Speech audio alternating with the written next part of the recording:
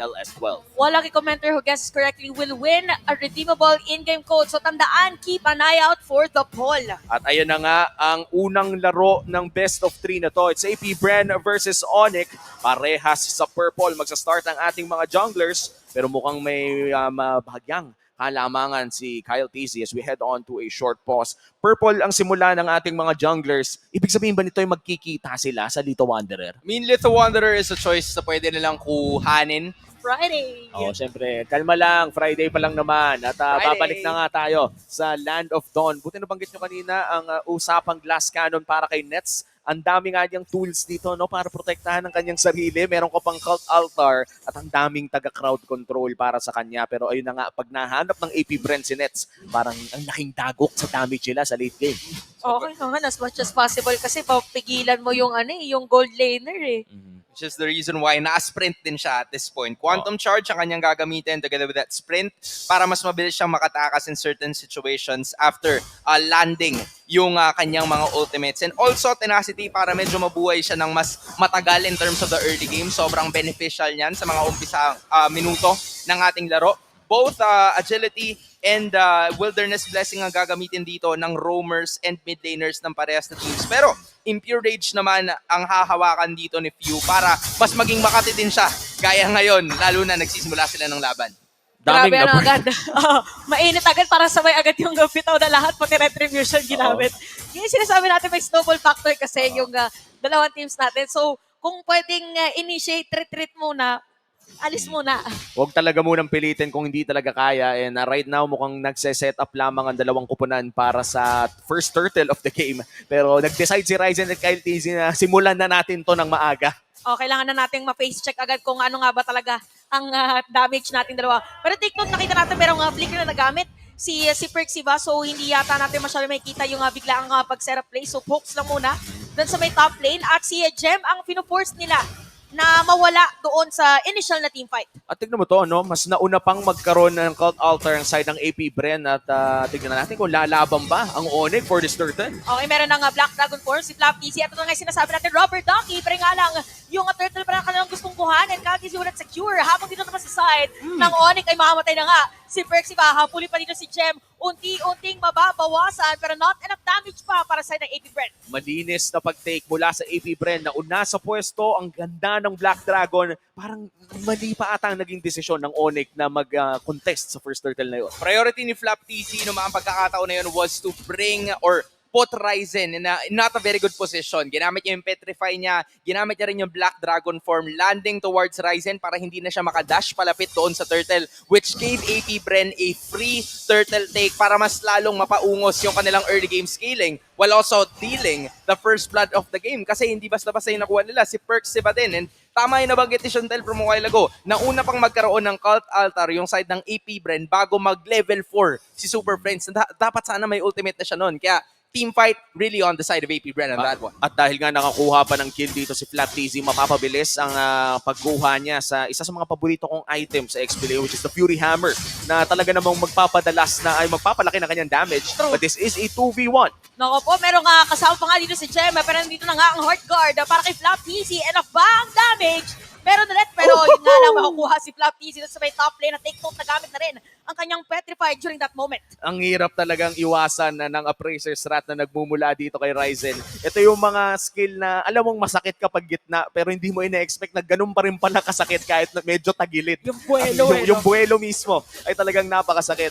And this time around, AP Bren pa rin ang may hawak ng kalamangan, a 1k gold lead. 20 seconds bago lumabas ang ating pangalawang turtle. Pero mukhang tahimik, matiwasay ang buhay sa gold lane. Kalmado pa sila. Oo. Hindi pa sila masyado nagpapanik at this point kasi hindi mo naman talaga kailangan eh. All you need to do is to just get a bunch of items. Pero ngayon Sa may middle lane natin. Ito yung mga hindi kalmado kasi medyo mga brusco yung mga heroes nila eh. Tapos meron pa nga mga poke special na mga heroes as well. So somehow, sasabihin natin ang Battle of Black and Yellow ay medyo kalmado pa. Nangalagay na to dahil talagang objectives pa lang kanilang pinupuntahan. Ito na naman ang sinasabi natin Black Dragon form para kay Flap TC. Pero sa baba! At Super Mark with a kill. Habang yung turtle natin mapupunta pa rin dito kay Candice na makagandang cold out na ginamit nila. Meron pang hard card para kay Owen. At Perxiva, ang kanya makukuha si Gem. Halos wala rin buhay. Oh no! Konti na lang! Pero buhay pa rin. Pero si Ryzen pala, ang kanya makukuha sa dalawa at tatlong patay para sa ng Onyx.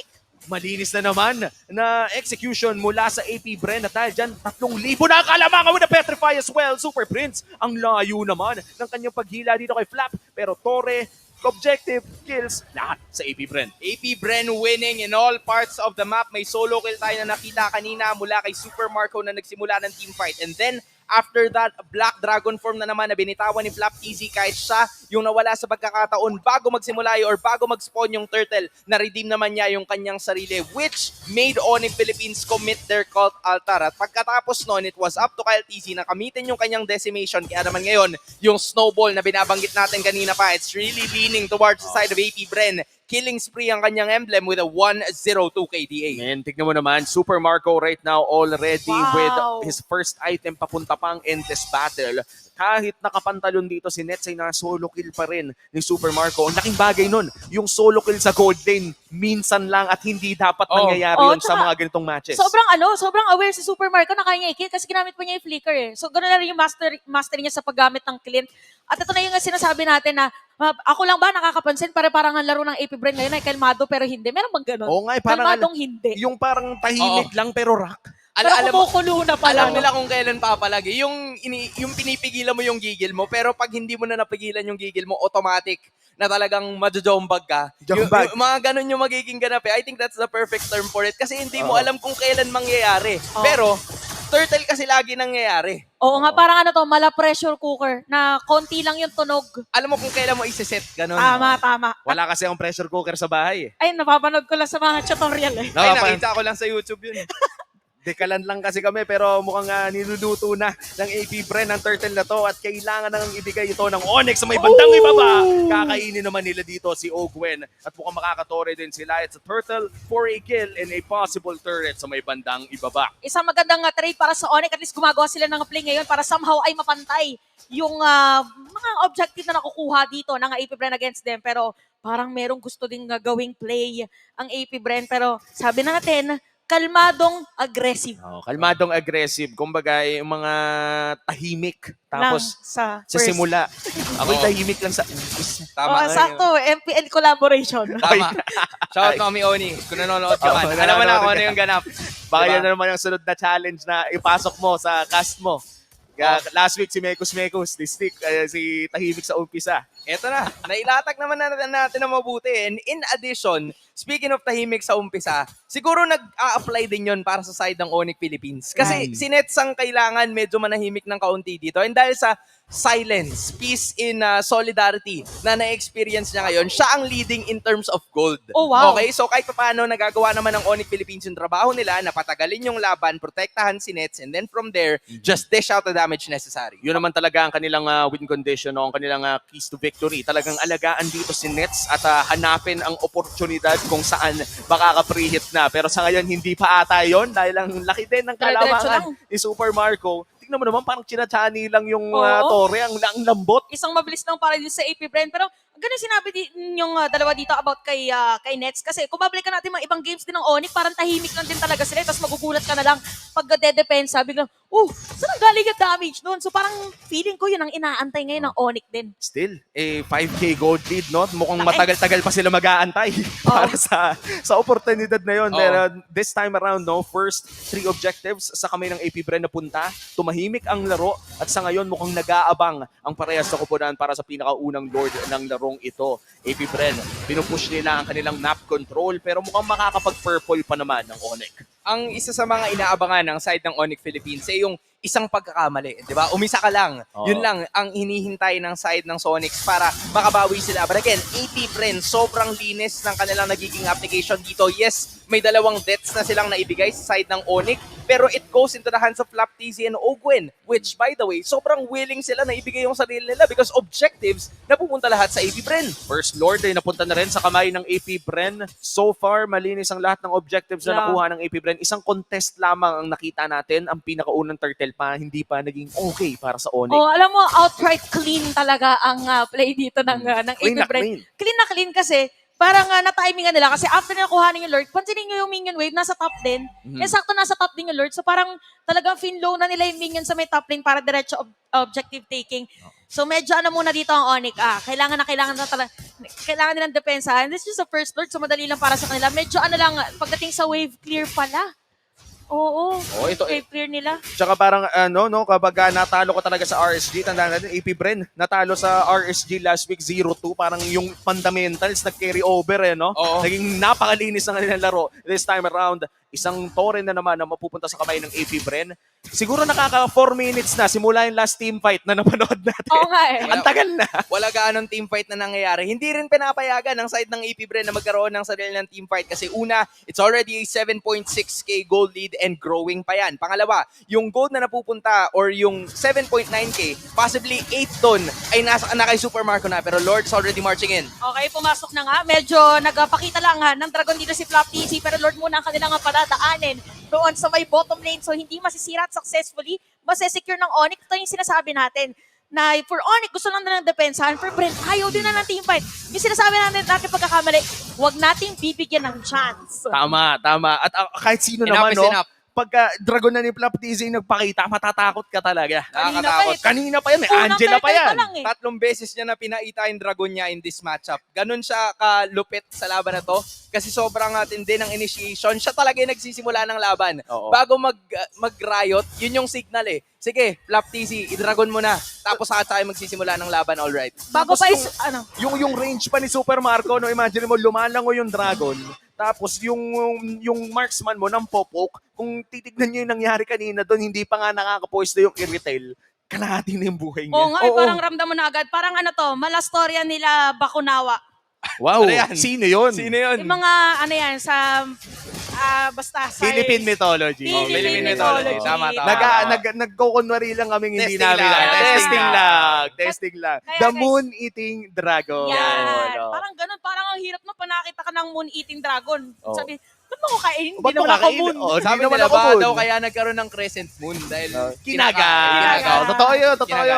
Search nyo ngayon. Bakunawa Bakunawa. sa Google. Makikita nyo. After ng game, para hindi tayo mabawasan ng Para viewers. hindi tayo mawawa. Tama. Dala mo na kayo. Isipin mo, parang kung yung M5 dito sa Pilipinas, paano kaya kung magkaroon tayo ng Bakunawa skin? Baka Ay, oo lang nga, no. naman. Baka naman. Baka lang naman. Pero tingnan natin dahil Lord ngayon, sinisimulan na ng AP Bren at napakalayo ng Onyx mula sa Lord Pit. Kaya mukhang ibibigay na naman nila ang Lord na to. And this is a Luminous Lord, Oo, parang uunti-untiin lang nila dito yung mga tore ng AP Bren, yung pinaka-kanilang strategy. Pero yeah, AP Bren, makakakuha ng Lord. That is gonna be the second Lord para sa ating laban at tila ba'y parang ayaw talaga ng mga teams natin Lumaban. magkakitaan. 7 minutes na.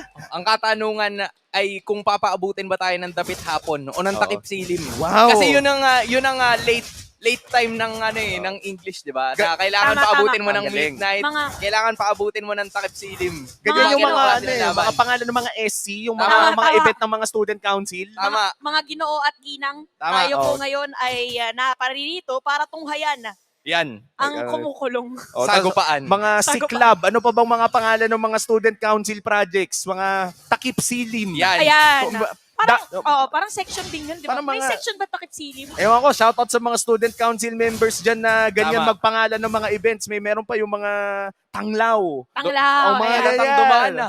Siyempre, lahat tayo napadaan dyan, pero Kamunti ka kamuntikan na. lang. Si kamuntikan. Percy ba? Yan, nababangga na. Medyo masakit pero yung nga lang mga bottom lane na inhibitor turret ay masira nito ng AP Brent. Ano naman sinasabi natin? Yung sa Bakunawa tsaka yung Philippine mythology pero papasok nga lang dito sa may ilalim ng Lap. tore. Meron pang Ulo. petrify si Net sa kanyang mata-target. Ginamit na dito ang Nether Realm at sabi din ng Onyx na ito na ang panahon namin para dumipetsa pero parang kulang pa yata ka ng damage. Kaya makakasira ulit ng isang tore ang AP Brent sa may taas naman. Ito na ata ang pinaka-pacifist na laban na aking napanood sa Tol, nakita mo yung wasiwas ni Flop na pagkagamit ng cult altar nung winasiwas niya yung dragon scale niya. Wala Nawala naman! yung cult altar! Pero ito yung sinasabi natin, napakagandang play. Meron pa Minoan Fury para kay Percy si Flap si dito, kanila makukuha. Ayan na. At Ayan na. AP Bren, unti-unti na nila nakikita kung anong play ang gustong gawin ng Onyx. Grabe yung foreshadowing mo dun, tol.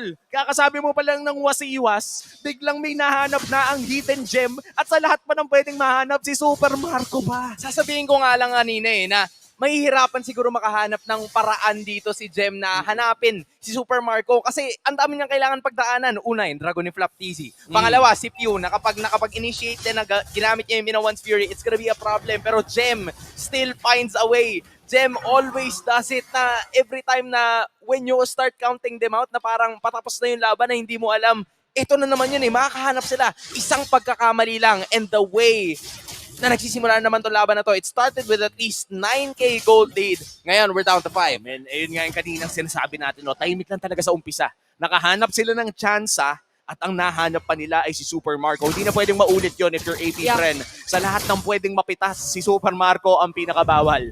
Ito, makikita natin sa may replay kanina. Parang ano kasi, kung iisipin mo AP Bren, parang halos wala ng play. Bang! Ayun, Plinikeran. O, tas si Perxiva din. So maganda yung patong-patong na skills ng Onyx nung moment na yon. Sabi natin kanina, mala pressure cooker ang ating nakikitang play. So ngayon, unti-unti nang lumalambot yung sakto, may baka. Sakto. Sa lineup ng Onyx. So medyo ano na dito si Tenderize Perxiva. na. Tenderize na. So tingnan natin kung ready na sila mag-pulverize against AP Bren as we head on to the third lord of this game. Ito na yung mga Lord Hands natin makikita. Mga tagalang Lord Hands to. May mga, minsan nga maabot pa to ng mga 3 minuto, 4 na minuto. And sa ngayon, no, medyo sumisipol na ang pressure cooker. Dahil nag-iisa si Ryzen dito, katapat niya si Kyle TZ. Parehas naman ng level 15. Talagang retry battle na lang ang kailangan nating panoorin. Hindi na nila ipapareset siya. Ayan na yung Dragon. Eto na yung Dragon, tapos halos wala mang buhay si Super Friends. Sinong Naku, hindi niya nakita retribution si Nix. na magwawagi? Kaninong petrify ang matatali? Pero yun nga lang, kunti-unti na makukuha ito. Wow! At saktong-sakto naman, si Ryzen pa ang makakakuha nun. Diretso for the team fight. Si Pew merong poke, si Jem merong zone out. Pero Perxiva makukuha nila si Kyle. Wala. pa rin. At Super Friends with that kill, palitan lang. Isang patay para sa AP Friends. Ryzen! Pero unting hinahabol dito ang Onyx. Okay lang daw na sa inyo, Lord. Pero sa amin ang kill as Ryzen's gonna be down. 1v4 scenario pero Lord ay nasa kamay ng Onyx. AP Bren pa rin ang may hawak ng kalamangan at pwede na ata nilang tapusin ito. 15 seconds for Perxiva. Kailangan bumili ni Super Fritz ng oras. Okay, wala na buhay. Saktong-sakto pa nga. It's gonna be a wipeout. At para sa unang laban, AP Bren will win. And that winning moment is brought to you by our official sponsor, FWD Life Insurance. Napakaganda ng late game insurance dito ng AP Bren na pinabilis mas lalo, mala ultra fast na galawan mula kay Super Marco. Oo, solid yung naging play ng dalawang teams natin. Alam mo na parang pag mga ganong laban na kalmado lang at first. Pero pagdating sa dulo,